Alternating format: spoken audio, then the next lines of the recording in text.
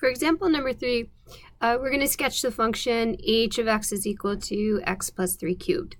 And the first question that we want to ask ourselves is, well, what does the mother function look like? And if we take a look here, we see that we're dealing with the cubic function. And we know that the normal cubic function has this general appearance.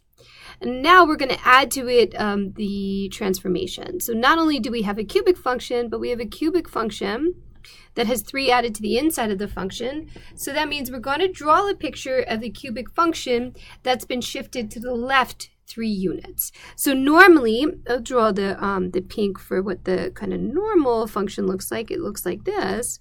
But now the shifted function, and we're going to draw this result right here in blue, has that same appearance, but it's been shifted to the left 3 units. So let's go 1, 2, 3. Now we're centered at, rather than being centered at the origin at 0, 0, now we're centered at the ordered pair negative 3, 0. And when we sketch up, it should maintain that same shape, approximately the same shape. And this is a good, so I'm trying to draw narrow in the enter. This is what a good sketch of that function looks like. Let's take a look at example 4, and here we want to sketch the function j of x is equal to 4 plus the square root of x minus 2. And again, the first question I'm going to say to myself is, what is the mother function? And if you take a look here, the function that we're dealing with is the square root function. Remember, the square root function typically has this appearance. This is the general function of the square root of x, which is kind of arm reaching out, centered at 0, 0.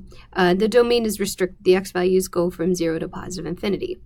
And now we have to consider what our transformations are here.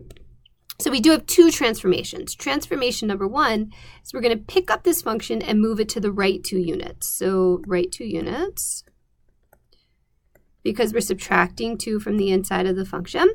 Transformation number 2, look at what we're doing to the outside of the function. We're adding 4. And remember what that's going to do. That's going to pick it up and shift it up 4 units. So normally, we're centered here at 0, 0. Now I'm going to take this and move it up 4 units. So 1, 2, 3, 4, and shift it to the right 2 units. So really, instead of starting at 0, 0, now we're going to start at the ordered pair 2, 4. Again, because I'm going up 4 and to the right 2, or you could do right 2 and up 4 either way. And we're going to try to maintain the same shape, the same picture of that function. And our graph looks a little bit, whoops, not like that. Just kidding. I don't know why it keeps doing that. Let's get rid of that. And our graph looks a little bit like this.